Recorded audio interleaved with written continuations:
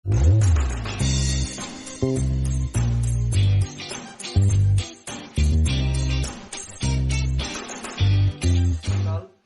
है आपका आज के इस सेशन में। देखिए, आज हम बात करने वाले हैं जैव प्रक्रम में श्वसन के बारे में। ठीक है, पाचन आपको सिखा दिया गया है। अगर अभी तक आपने पाचन का वीडियो नहीं देखा है तो आई बटन पे क्लिक करके उसे देख सकते हैं।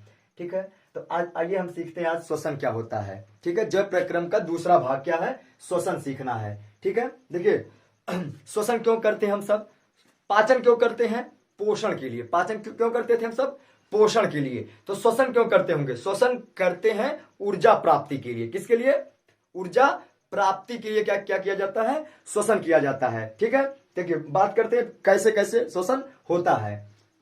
देखिए, अब पहले हम ये समझते हैं श्वसन किसे कहते हैं। तो वह प्रक्रिया जिससे कोशिका में ग्लूकोज का ऑक्सीकरण होता है। मतलब ग्लूकोज का ऑक्सीकरण का अर्थ होता है ग्लूकोज का टूटना। ऑक्सीकरण मतलब छोटे छोटे भागों में टूटना। तो ग्लूकोज का छोटे छोटे भागों में टूटना क्या कहलाता है, श्वसन कहलाता है। ठीक है, लेकिन ये कोशिकाओं में होता है। जो कोशिका होती है उसकी माइटोकॉन्ड्रिया में। ठीक है, तो कहने का अर्थ क्या होता है श्वसन। श्वसन वह क्रिया है जिसमें कोशिका में ग्लूकोज का ऑक्सीकरण होता है। ठीक है, मतलब जो ग्लूकोज है वो टूटता है छोटे छोटे भागों में। ठीक है, देखिए इस चैप्टर में हमको क्या सीखना है, हमको क्या क्या सीखना है। श्वसन के टाइप सीखने हैं। ठीक है, कि प्रकार की इतने होते हैं, श्वसन कितने टाइप्स के होते हैं, कितने प्रकार के होते हैं वो देखना है। फिर क्या सीखना है, श्वसन की अवस्थाएं सीखना है। फेज कितने होते हैं श्वसन के वो देखना है। फिर क्या सीखना है, पादपों में कैसे श्वसन होता है, पादपों में श्वसन कैसे होता है। उसके बाद हमें ये देखना कि जंतुओं में श्वसन कैसे होता है। फिर हम बात करेंगे सबसे इंपॉर्टेंट कि मानव में श्वसन कैसे होता है। ठीक है, तो देखिए, तो इसमें हम बात करते हैं सबसे पहले कि श्वसन समझ गए आप सब कि ग्लूकोज का ऑक्सीकरण होना क्या कहलाता है, श्वसन कहलाता है। चलिए अब बात करते हैं कि श्वसन के प्रकार कितने होते हैं, टाइप्स ऑफ रेस्पिरेशन। ठीक है, तो देखिए कितने होते हैं प्रकार, दो होते हैं प्रकार। श्वसन के कितने होते हैं प्रकार, दो प्रकार होते हैं। श्वसन के दो प्रकार होते हैं। कौन कौन सा, ऑक्सी श्वसन और अनॉक्सी श्वसन। ऑक्सी श्वसन और अनॉक्सी श्वसन, ये दो टाइप्स के श्वसन होते हैं। अब ऑक्सी क्या होता है, ऑक्सी मतलब ऑक्सीजन की आवश्यकता होगी। ऑक्सी श्वसन में किसकी आवश्यकता होगी, ऑक्सीजन की आवश्यकता होगी। ठीक बात। और क्या होगा, ऑक्सी श्वसन में आवश्यकता किसकी होती है, ऑक्सीजन की आवश्यकता होती है। और यहां पर ग्लूकोज का पूर्ण ऑक्सीकरण होता है। देखिए हमने क्या बताया था कि ग्लूकोज का ऑक्सीकरण क्या क्या क्या कहलाएगा, श्वसन कहलाएगा। तो ऑक्सी श्वसन जो होता है, ऑक्सी श्वसन जो होता है, इसमें ग्लूकोज का पूर्ण अवशोषण होता है। ठीक है, पूर्ण ऑक्सीकरण होता है। बात समझ में आया। और साथ के साथ उत्पाद क्या क्या बनता है, मतलब लास्ट उत्पाद क्या बनता है। तो जब ग्लूकोज का ऑक्सीकरण होगा तो क्या बनेगा लास्ट उत्पाद, अंतिम उत्पाद क्या बनता है, कार्बन डाइऑक्साइड, जल और ऊर्जा प्राप्त होता है। ऊर्जा के लिए श्वसन किया जाता है। बात अभी हमने आपको बताया कि ऊर्जा के लिए श्वसन होता है। तो लास्ट में उत्पाद क्या बनता है, कार्बन डाइऑक्साइड, जल और ऊर्जा बनता है। ठीक है, उसको इस रिएक्शन से हम देख सकते हैं। देखिए ये ग्लूकोज का सूत्र है C6H12O6। ठीक है, इसका रिएक्शन हो गया, ऑक्सीकरण हो रहा है। मतलब यहां पर ये बांड के ऊपर आप लिख सकते हैं ऑक्सीकरण होना, ऑक्सीकरण। ये क्या हो रहा है विधि, ऑक्सीकरण विधि से। ठीक है, तो टूटा किसमें है, 6CO2 में और 6 जल में। तो क्या बना रहा है, कार्बन डाइऑक्साइड बना रहा है और साथ में साथ जल भी बना रहा है। और इससे ऊर्जा कितनी प्राप्त होती है, तो 38 ATP ऊर्जा प्राप्त होती है। कितनी ऊर्जा होती है प्राप्त, 38 ATP ऊर्जा प्राप्त होती है। ठीक है, 38 ATP का अर्थ है ये माइटोकॉन्ड्रिया में ऊर्जा होती है, ATP ऊर्जा। चलिए ठीक है, आप सीधा ये समझिए कि 673 किलो कैलोरी ऊर्जा प्राप्त होती। कितनी, 673 किलो कैलोरी ऊर्जा प्राप्त होती। कब, ऑक्सी श्वसन में। आवश्यकता होती किसकी, ऑक्सीजन की। यहाँ पे ग्लूकोज का क्या होता है, पूर्ण ऑक्सीकरण होता है, मतलब पूर्ण रूप से टूट जाता है। और अंतिम उत्पाद क्या देते हैं, क्या क्या देते हैं, CO2, जल और ऊर्जा देते हैं। ये रहा उसका रिएक्शन। अब बात करते हैं अनॉक्सी श्वसन क्या होता है। अनॉक्सी श्वसन में ऑक्सीजन की आवश्यकता नहीं हो। अनऑक्सी जिसमें ऑक्सीजन ना लगे, अनऑक्सी जिसमें ऑक्सीजन की आवश्यकता बिल्कुल ना हो, तो इसमें ऑक्सीजन की आवश्यकता नहीं होती है।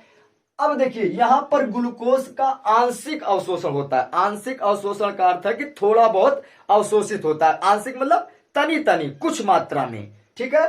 फिर देखिए बात करते हैं उसके बाद उत्पाद क्या बनाता है, अंतिम उत्पाद क्या बनता है, ठीक है। तो अंतिम उत्पाद के रूप में यहां पर होता है प्राप्त एथिल एल्कोहल, और साथ के साथ होता है प्राप्त कार्बन डाइऑक्साइड, और ऊर्जा भी प्राप्त होगा, क्योंकि ऊर्जा के लिए सब मैटर हो रहा है, श्वसन हो रहा है, तो ऊर्जा भी प्राप्त होगा। इसका रिएक्शन देखिए, ये रहा ग्लूकोज का सूत्र C6H12O6, ठीक है। इसके साथ क्रिया कराई गई ऑक्सीजन के साथ तो सह उत्पाद के रूप में ये ऑक्सीकरण विधि लिख सकते हैं आप ऊपर इसके। तो क्या हो रहा है प्राप्त, ये प्राप्त हो रहा है आपका C2H5OH। एक किसका सूत्र है, C2H5OH किसका सूत्र है, एथिल एल्कोहल का सूत्र है। तो ये क्या क्या हो रहा है प्राप्त, एथिल एल्कोहल प्राप्त हो रहा है, और साथ के साथ कार्बन डाइऑक्साइड गैस भी प्राप्त हो रहा है। और ऊर्जा कितनी हो रही प्राप्त, अगर एटीपी की बात करें तो 2 ATP ऊर्जा तो माइटोकॉन्ड्रिया में होती है प्राप्त। और साथ में साथ क्या क्या होता है प्राप्त, 27 किलो कैलोरी ऊर्जा, कितनी होती प्राप्त, 27 किलो कैलोरी ऊर्जा प्राप्त होती है।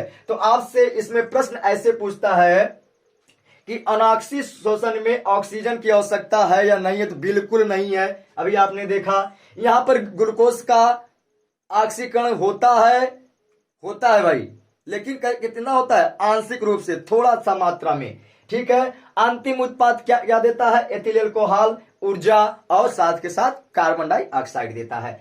कितनी ऊर्जा देता है, बात करें कितनी ऊर्जा देता है, तो 2 ATP या 27 किलो कैलोरी ऊर्जा देता है, ठीक है। सेम ऐसे कंडीशन यहां से भी आपसे जाता है, पूछा कि ऑक्सी शोषण में ऑक्सीजन की आवश्यकता है या नहीं है, तो नाम से आपको हो जाए कन्फर्म, ऑक्सी मतलब ऑक्सीजन की आवश्यकता है। तो ऑक्सीजन की जब आवश्यकता होगी तो ग्लूकोज का पूर्ण रूप से पाचन होगा, ठीक है, पूर्ण रूप से ऑक्सीकरण होगा, मतलब टूट जाएगा खंड खंड में, ठीक है। और क्या बनाएगा, खंड खंड में टूट करके क्या बनाएगा, कार्बन डाइऑक्साइड बनाएगा, जल बनाएगा, साथ के साथ हमको ऊर्जा भी देगा। कितनी देगा ऊर्जा, 38 ATP, या फिर उसे हम बोल सकते हैं 673 किलो कैलोरी ऊर्जा हमको देगा, ठीक है। अब आगे हम बात करेंगे श्वसन की अवधारणाएं के बारे में, ठीक है। तो अब हमको क्या सीखना है, फेजेज ऑफ रेस्पिरेशन, ठीक है, कि मतलब अवस्थाएं देखना है, श्वसन की अवस्थाएं देखना है। तो देखिए श्वसन की कितनी अवस्थाएं होती हैं, 3 अवस्थाएं होती है। श्वसन की अवस्थाएं कितनी होती हैं, 3 अवस्थाओं में होता है श्वसन, ठीक है। देखिए कौन कौन सा, पहला क्या है, बाह्य श्वसन। बाह्य श्वसन इससे बोलते हैं एक्सटर्नल रेसिप्रेशंस, ठीक है। एक्सटर्नल मतलब बाह्य, क्या होता है एक्सटर्नल मतलब बाह्य, और इसके बाद क्या है दूसरा, आंतरिक श्वसन। क्या होता है, आंतरिक श्वसन, इंटरनल। एक्सटर्नल मतलब बाहर, इंटरनल मतलब आंतरिक, ठीक है। फिर तीसरा क्या है, कोशिकीय श्वसन। 3 श्वसन होते हैं, कौन कौन से, बाह्य श्वसन, आंतरिक श्वसन और कोशिकीय श्वसन होते हैं। तो बात हम करते हैं सबसे पहले बाह्य श्वसन क्या होता है, ठीक है। बाह्य श्वसन क्या होता है, तो आपको क्या जानना, सीधा सा आपको कहना है, जब ऐसा श्वसन जब जीव और वातावरण से सीधा संपर्क हो, जब जीव श्वसन के दौरान ऑक्सीजन या कार्बन डाइऑक्साइड गैस को सीधा वातावरण से ले या छोड़े, तो उसे क्या बोलते हैं, बाह्य श्वसन बोलते हैं। बाह्य मतलब जीव होगा और कौन होगा दूसरा, वातावरण, ठीक है। तो इन दोनों के बीच में गैसों का जो आदान प्रदान होगा उसे बोलते हैं विनिमय। क्या बोलते हैं, विनिमय बोलते हैं। तो जो विनिमय होगा वो कैसा होगा, कैसा होगा, जीव और वातावरण के बीच में होगा। तो इसको ऐसा जो होता है इसे बोलते हैं बाह्य श्वसन। तो इसमें क्या होता है, जीव और वातावरण के बीच में होता है श्वसन, ठीक है, बीच में होता है आदान प्रदान किसका, गैसों का, ठीक है। अब गैस कौन कौन से हैं वो देखते हैं बाद में। फिर देखते हैं, अब देखिए बाह्य श्वसन के टाइप्स कितने होते हैं, 2 टाइप होते हैं। सबसे पहले श्वसन की अवस्थाएं कितनी होती है, 3। तो उसमें कौन होता है, बाह्य श्वसन। बाह्य श्वसन क्या है, जो जीव और वातावरण के बीच में गैसों का आदान प्रदान होना। तो ठीक है, अब देखिए ये 2 प्रकार से होते हैं, कौन कौन सा, श्वासोच्छ्वास, इसे बोलते हैं ब्रीथिंग। श्वासोच्छ्वास मतलब ब्रीथिंग। और क्या होता है कि गैसीय विनिमय, क्या होता है, गैसीय विनिमय होता है। अब देखिए श्वासोच्छ्वास क्या है, इसमें क्या होता है, ऑक्सीजन को हम सब लेते हैं, ऑक्सीजन को लेना और कार्बन डाइऑक्साइड गैस को बाहर छोड़ना, इससे बोलते हैं श्वासोच्छ्वास बोलते हैं। क्या बोलते हैं, कार्बन डाइऑक्साइड गैस को बाहर छोड़ना, ऑक्सीजन को अंदर लेना, क्या कहलाता है, श्वासोच्छ्वास कहलाता है। ठीक है, अब बात हम करते हैं गैसीय विनिमय। गैसीय विनिमय का अर्थ होता है, ये होता कहाँ है, गैसीय विनिमय कहाँ होता है, रुधिर में। कहाँ होता है, रुधिर में, खून में होता है। खून में क्या होता है, जैसे हम लोगों ने सांस लिया, जो भी जंतु होते सांस लेते हैं, तो सांस के दौरान क्या होता है कि ऑक्सीजन जो होता है उनके जो खून है उसमें मिलता है, तो ये हो गया लेना, ये क्या हो गया, लेना।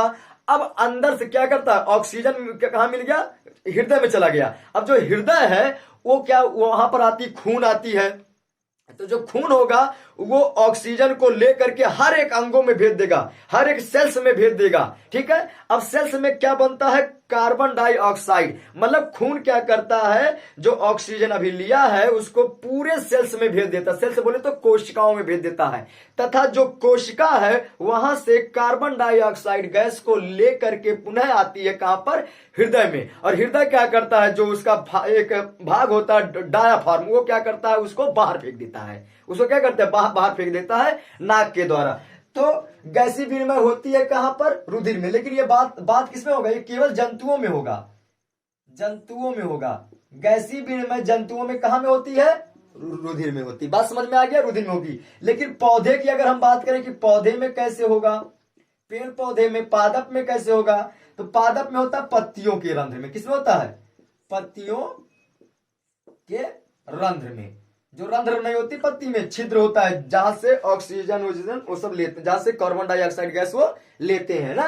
तो जो प्लांट्स है उसकी जो लीव्स होती है, पत्तियां होती हैं, उसमें रंध्र पाया जाता है, वहां से गैसीय विनिमय होता है, गैसों का लेन देन होता है। तो ये स्वयं सीधा वातावरण में होता है। ये क्या होता है, हमारे शरीर के अंदर होता है, जो जंतु होते हैं उसके अंदर होता है गैसीय विनिमय। ठीक है, और ये कहाँ होता है, पूरे खुले मैदान में, बोले तो वातावरण में होता है। और ये कहाँ होता है, जीवों के अंदर, सॉरी जीव नहीं, जंतुओं के अंदर होता है। कैसे होता है अभी हमने आपको बताया। ठीक है, अब बात हम करते हैं आगे, देखते हैं, ये समझ में आया आपको, आगे बढ़ जाए, चलिए देखते हैं आगे। आगे क्या है, आंतरिक श्वसन। क्या है, आंतरिक श्वसन, इंटरनल रेस्पिरेशन। इंटरनल रेस्पिरेशन क्या होता है, इसमें श्वसन कैसे होता है, ऊतक का श्वसन किसमें होता है, कोशिका में। इसमें कैसे होता था, जीव किससे करता था श्वसन, वातावरण से। इसमें क्या होता है, ऊतक का श्वसन किससे होता है, कोशिकाओं से। ऊतक श्वसन करता है किससे, कोशिकाओं से। बस इतना समझना इसमें, ऊतक श्वास किससे लेता है, कोशिकाओं से। मतलब ऊतक जो गैस लेगा किससे लेगा, कोशिका से, छोड़ेगा किसमें, कोशिका से, कोशिका में। बात समझे इतना, ठीक है। अब बात करते हैं हम आगे, इसमें आपको ज्यादा नहीं समझना है। बात करते हैं इसमें कोशिकीय श्वसन क्या होता है। कोशिकीय श्वसन मतलब सेलुलर रिस्पायरेशन, सेलुलर रिस्पायरेशन। इसमें क्या होता है बाबू, इसमें क्या होता है, इसमें श्वसन किसमें होता है, कोशिकीय श्वसन किसमें होता है, सॉरी कैसे होता है, तो कैसे होता है, सीधा किसमें होता है, माइटोकॉन्ड्रिया में। किसमें होता है, माइटोकॉन्ड्रियम। जैसे ये हो रहा है किसमें, ऊतक, कौन ऊतक जो सांस ले रहा है किससे ले रहा है, कोशिका से। तो इसमें क्या हो रहा है, इसमें कोशिकीय श्वसन में क्या होता है, कोशिकीय श्वसन जो होता है वो सीधा माइटोकॉन्ड्रिया में होता है। किसमें होता है, माइटोकॉन्ड्रिया। अब माइटोकॉन्ड्रिया जो होती है वो कहां पाई जाती है, कोशिका के अंदर पाई जाती है। आपने जब होगा पढ़ा कोशिका चैप्टर तो उसमें आपने सीखा होगा, जो एक कोशिका के अंदर एक केंद्रक होता है, माइटोकॉन्ड्रिया होती है, राइबोसोम्स होते हैं, तमाम चीज होते हैं ना। तो कोशिकीय श्वसन कहां होता है बाबू, माइटोकॉन्ड्रिया में होता है। कहां पर होता है, माइटोकॉन्ड्रिया में होता है। क्या करता है, ग्लूकोज का ऑक्सीकरण करता है। माइटोकॉन्ड्रिया में क्या होता है, ग्लूकोज का ऑक्सीकरण होता है। ठीक है, क्या बनाएगा, ऊर्जा बनाएगा, एटीपी के रूप में ऊर्जा बनाएगा। क्या एटीपी बोले तो ऊर्जा, माइटोकॉन्ड्रिया में ऊर्जा होती ना, किसके रूप में होती, संचित, एटीपी के रूप में संचित होती है। तो इसी जो ये एटीपी है यही क्या है, ऊर्जा है। अच्छा ठीक है, बात करते हैं कि माइटोकॉन्ड्रिया में होगा श्वसन, क्या करेगा शोषण? ग्लूकोज का ऑक्सीकरण करेगा, तोड़ देगा ग्लूकोज को, क्या बनाएगा? ऊर्जा बनाएगा। लेकिन इस सारी क्रियाओं को कराने के लिए, इस सारी जो हो रही है प्रोसेस, क्रिया को कौन कराता है? एंजाइम कराता है। कौन कराता है? एंजाइम कराता है। तो यह क्रिया कौन कराता है? एंजाइम क्रिया कराता है। तो कोशिकीय शोषण किसके मतलब किसके द्वारा होती है? तो एंजाइम के द्वारा होती है। ठीक है, एंजाइम के द्वारा होती है। अतः इसे एक नाम से और कहते हैं जैव रासायनिक क्रिया।